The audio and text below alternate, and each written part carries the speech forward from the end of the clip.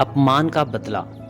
बात उन दिनों की है जब तेनालीराम का विजयनगर के दरबार से कोई लेना देना नहीं था। उन दिनों वे सोचा करते थे कि वे किसी प्रकार महाराज तक अपनी पहुंच बनाई जाए, मगर यह आसान नहीं था। इसी अभिलाषा को लेकर उन्होंने राजगुरु तक अपनी पहुंच बनाई और बहुत सेवा की, मगर राजगुरु भी अपने किस्म के अकेले ही घाघ थे। वह तेनालीराम से अपने सारे काम करवा लेते, मगर राजमहल की बात आती तो टाल देते। इससे तेनालीराम काफी उखड़ा हुआ था। वह उसकी फितरत समझ गया कि उसने कभी मुझे महाराज तक नहीं पहुंचने देना है। अतः एक दिन उसने उसे सबक सिखाने का मन बना लिया।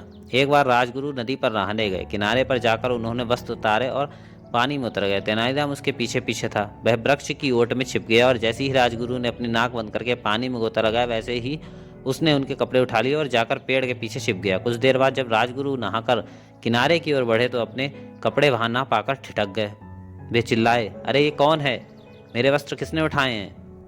ओह रामलिंग, मैंने तुम्हें देख लिया उस वृक्ष के पीछे। अरे भाई मजाक छोड़ो और मेरे वस्त्र दो। देखो मैं तुम्हें महाराज तक अवश्य पहुंचाऊंगा। तेनालीराम का असली नाम रामलिंग ही था।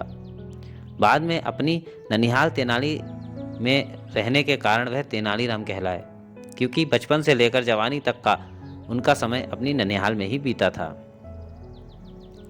तुम झूठे हो राजगुरु, आज तक तुम मुझे दिलासा देते रहे हो, कहता हुआ वह बाहर आ गया। इस बार मैं पक्का वायदा करता हूँ। वादा करो कि तुम मुझे कंधे पर बैठाकर इसी समय राजमहल ले कर चलोगे। राजगुरु क्रोधित होकर बोले, कंधे पर बैठाकर? तुम पागल तो नहीं हो गए रामलिंग? हाँ, तुम्हारे झूठे आश्वासन पाकर मैं पागल ही हो गया हूँ। हथियार डालते हुए राजगुरु बोला, लाओ मेरे वस्त्र दो। तेनालीराम ने उसके वस्त्र दे दिए। राजगुरु ने बाहर आकर जल्दी जल्दी वस्त्र पहने, फिर उसे अपने कंधों पर बैठाकर महल की ओर चल दिया।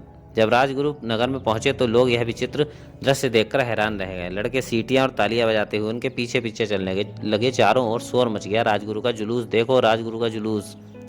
राजगुरु अपने आप को ऐसा अपमानित महसूस कर रहा था जैसे भरे बाजार में वह नंगा चला आ रहा हो। धीरे धीरे ये काफिला राजमहल के करीब पहुंच गया। महाराज अपने कक्ष में बैठे थे। शोर सुनकर वे बाहर बरामदे में आए, फिर बुर्ज में आकर नीचे का नजारा देखने लगे। उन्होंने देखा कि राजगुरु एक व्यक्ति को कंधे पर उठाए चले आ रहे हैं। लज्जा से उनका सिर झुका हुआ है और शरीर पसीने पसीने हो रहा है। पीछे आते लोग उनका मजाक उड़ा रहे हैं और कंधे पर बैठा व्यक्ति हंस रहा है। राजगुरु का ऐसा अपमान देखकर महाराज को बेहद क्रोध आया। उन्होंने अपने 2 अंगरक्षकों को आदेश दिया कि जो व्यक्ति दूसरे के कंधों पर बैठा है उसे नीचे गिरा दो और मुक्के लातों से खूब पिटाई करके छोड़ दो, मगर दूसरे व्यक्ति को सम्मान सहित हमारे पास ले आओ। राजगुरु तो महाराज को नहीं देख पाए, मगर तेनालीराम ने देख लिया कि उनकी ओर इशारा करके महाराज अपने अंगरक्षकों से कुछ कह रहे हैं। बस तेनालीराम को समझते देर नहीं लगी कि दाल में कुछ काला है। वह झट राजगुरु के कंधे से उतरा और क्षमा मांगने लगा। क्षमा याचना करके उसने राजगुरु को अपने कंधे पर उठा लिया और उनकी जय जयकार करने लगा। तभी राजा के अंगरक्षक वहां आए। उन्होंने राजगुरु को तेनालीराम के कंधे से नीचे गिरा लिया और बुरी तरह उनकी पिटाई करने लगे। बेचारा राजगुरु पीड़ा और अपमान से चीखने लगा। सैनिकों ने उसकी खूब पिटाई की। फिर तेनालीराम से बोले, आइए, आपको महाराज ने बुलाया है। राजगुरु हैरान था कि यह सब क्या हुआ।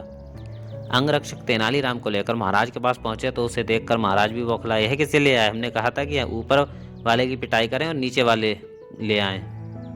ये नीचे वाले ही है महाराज, वो पाजी इनके कंधों पर बैठा था। ओह, इसका मतलब यह व्यक्ति बहुत चालाक है। उसने पहले ही अंदाजा लगा लिया था कि क्या हो सकता है। इसे ले जाकर मौत के घाट उतार दो। इसने राजगुरु का अपमान किया है। क्रोधावेग में महाराज बोले जा रहे थे, और हाँ, इसके खून से सनी तलवार सरदार को दिखा देना। उस समय तक वहाँ कुछ दरबारी भी आ गए थे। वे ऊपर से तो गंभीर थे, लेकिन मन ही मन खुश हो रहे थे कि इस युवक ने राजगुरु की अच्छी दुर्गति की। जब सैनिक तेनालीराम को लेकर चले तो कुछ दरबारी खामोशी से उसके पीछे हो लिए। एक स्थान पर जाकर उन्होंने असली कारण पूछा तो उन्हें लगा कि तेनालीराम निर्दोष है। उसे किसी प्रकार राज दरबार में लाया जाए ताकि उन्हें राजगुरु और दूसरे बेईमान दरबारियों को सबक सिखाने का अवसर मिले। उन्होंने तेनालीराम से दोनों सैनिकों को 10-10 स्वर्ण मुद्राएं दिलवाकर और इस वादे के साथ छुड़वा लिया कि वह शहर छोड़कर चला जाएगा। सिपाहियों ने तवेले में जाकर एक बकरे को हलाल करके अपनी खून से रंगी तलवारें सरदार को दिखा दी। तेनालीराम को जहां जान बचाने की खुशी थी, वहीं 20 स्वर्ण मुद्राओं के जाने का दुख भी था, मगर वह भी इस प्रकार चुप बैठने वाला नहीं था। उसने अपने घर जाकर अपनी माँ और पत्नी को सिखा पढ़ाकर महल में भेज दिया। दोनों सास बहू महाराज के पास जाकर फूट फूट कर रोने लगी। क्या बात है? तुम कौन हो और यहाँ आकर इस प्रकार क्यों रो रहे हो? महाराज, एक छोटे अपराध के लिए आपने मेरे बेटे रामलिंग को मृत्युदंड दे दिया। उसके इस दुनिया से चले जाने के बाद अब मैं किसके सहारे जीऊंगी? कौन होगा मेरे बुढ़ापे का सहारा? कहकर उसकी माँ सिसक सिसक कर रोने लगी। और मेरे इन मासूम बच्चों का क्या होगा महाराज? मैं अबला इन बच्चों और इस बूढ़ी सास का पेट कैसे पालूंगी? महाराज को फौरन अपनी गलती का एहसास हुआ कि उस छोटी सी भूल की उसे इतनी बड़ी सजा नहीं देनी चाहिए थे। अब हो भी क्या सकता था। उन्होंने आज्ञा दी, इन्हें हर माह 10 स्वर्ण मुद्राएं दी जाएं, जिससे ये अपना व बच्चों का पेट पाल सकें। अब 10 स्वर्ण मुद्राएं तत्काल लेकर दोनों सास बहू घर पहुंची और तेनालीराम को पूरी बात बताई। तेनालीराम खूब हंसा। चलो 10 स्वर्ण मुद्राएं अगले माह मिल जाएंगी, हिसाब बराबर।